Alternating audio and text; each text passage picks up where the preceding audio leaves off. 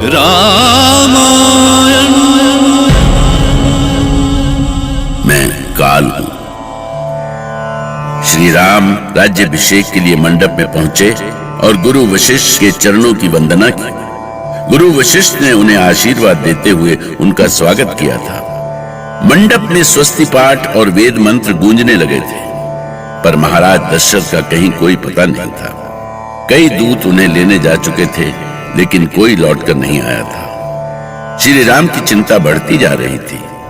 दूसरी ओर महारानी केकई के महल में उदासी छाई हुई थी। मंत्रा केकई की चिंता और बढ़ा रही थी। ले, तो यहाँ हो तुम। झूठ कहूं तो पाप लागे रानी, मैंने अपनी इन्हीं आंखों से राम की आरती होते हुए देखी है। मंडप में स्वस्ति वचन हो रहे हैं, राम गुरुओं से आशीर्वाद ले रहे हैं। और भरत की तो कहीं कोई चर्चा नहीं, जैसे वो इस महल में कभी थे ही नहीं। और भरत के साथ साथ हम सब भी उसी पल हवा हो गए हम। चिंता मत करो मंत्रा, यदि भरत को राजगद्दी नहीं मिली तो मैं कैकेय राज की पुत्री पूरा अयोध्या हिला दूंगी। जान लो मंत्रा, कि युवराज पद यदि भरत को नहीं मिला तो राम को भी नहीं मिलेगा। हाँ, मुझे तुम्हारे वचन पर भरोसा है, पर जब तक महाराज दशरथ भरत को युवराज घोषित नहीं करते तब तक कुछ भी निश्चित नहीं है। तुम्हारा ये क्रोध किस काम का, जो तुम्हारे कार्य को ही न सिद्ध कर सके।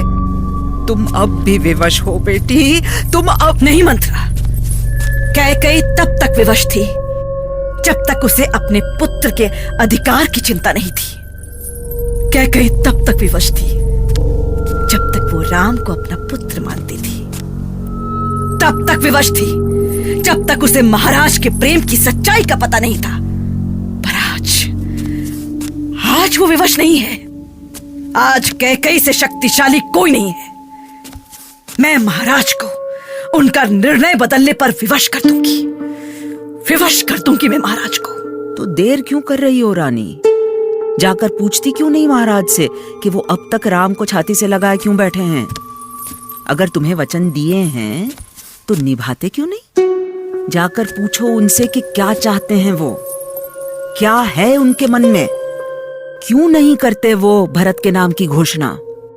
जब युवराज भरत को होना ही है तो राम पर फूलों की वर्षा क्यों हो रही है? क्यों हो रही है उनकी आरती? हाँ, क्यों? अब यहाँ पत्थर बनकर बैठने से तो काम नहीं चलेगा ना। केकई, जाकर पूछो उनसे। कुबड़ी मंत्रा ने महारानी केकई के अहम को झकझोर कर रख दिया। वो विषैले नाग की तरह फुफकार उठी थी।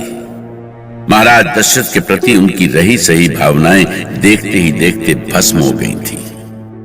ठीक ऐसे जैसे गर्म तवे पर पानी की बूंद भस्म हो जाती है। तो सुन लो मंत्रा, जब कैकेयी के कोप की अग्नि अयोध्या के राजमहल पर बरसेगी तो कुछ भी शेष नहीं रहेगा, कुछ भी शेष नहीं। बस तुम देखती रहो। यदि अयोध्या भी शांत है तो इसे विनाश से पहले की शांति समझो, क्योंकि अब वही होगा जो मैं चाहती हूं। स्वामी, क्या हुआ सीते? कहाँ हैं पिताजी? वे अपने कक्ष में नहीं है स्वामी। पता नहीं वे कहाँ चले गए। पता नहीं सीते, वो माता के कक्ष में भी नहीं है। मैं उनके कक्ष से ही आ रहा हूँ। स्वामी, कहीं वे छोटी माँ के कक्ष में तो। तुम चिंता मत करो सीते, मैं अभी देख कर आता हूँ।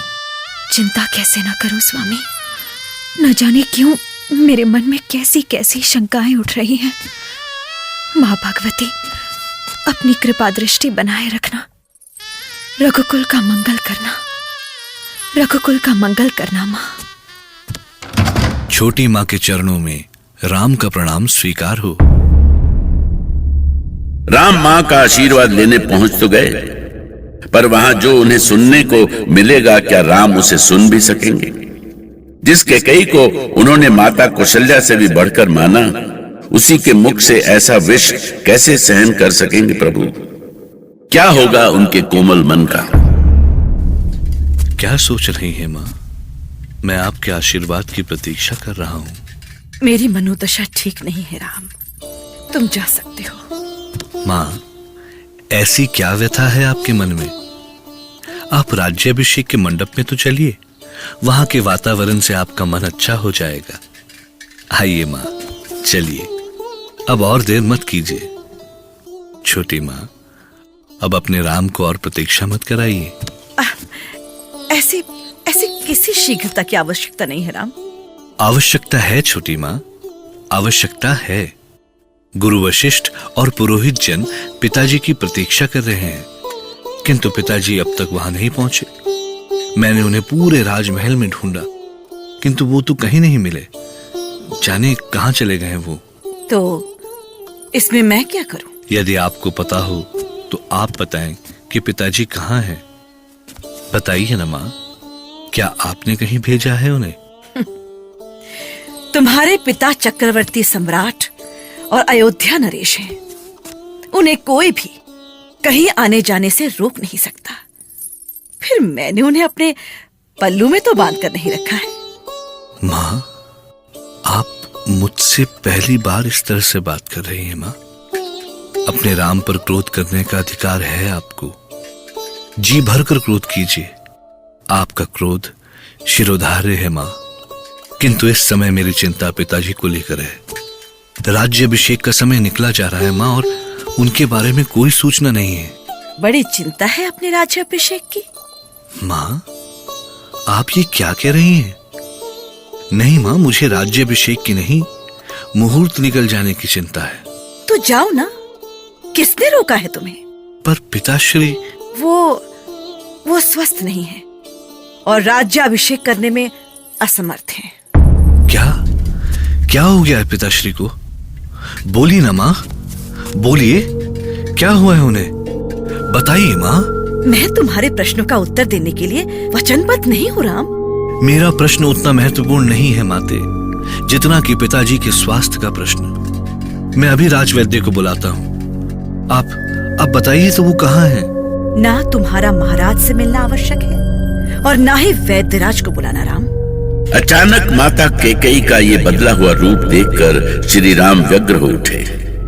उन्हें बहुत गहरा धक्का लगा था। उनकी सबसे प्रिय माता, जिन्होंने उन्हें स्वयं के बेटे भरत से बढ़कर माना, अचानक बदल क्यों गई? और वो ऐसे क्यों बात कर रही हैं जैसे उन्हें पिताजी की कोई चिंता ही नहीं है? वो हाथ जोड़कर माता से पूछते रहे। ठीक है माँ, जैसा आप कहें। मैं वैद्यराज को नहीं बुलवाता हूं, पर माते ईश्वर के लिए मुझे बता दीजिए कि पिताजी हैं कहां? उन्हें क्या हुआ है? बताइए ना माँ। आप कुछ बोलती क्यों नहीं? बोलिए माँ, बोलिए। ये कैसी परीक्षा ले रही हैं आप मेरी? माँ। राम माता के चरणों में पड़े उनसे विनती करते रहे कि कैकेयी को तो जैसे कुछ हो गया था। वो जैसे मंथरा के सम्मोहन में आ गई थी। वो आज वो कैकेयी नहीं थी जिसे राम जानते थे, जिसे राम ने मां कहा था। राम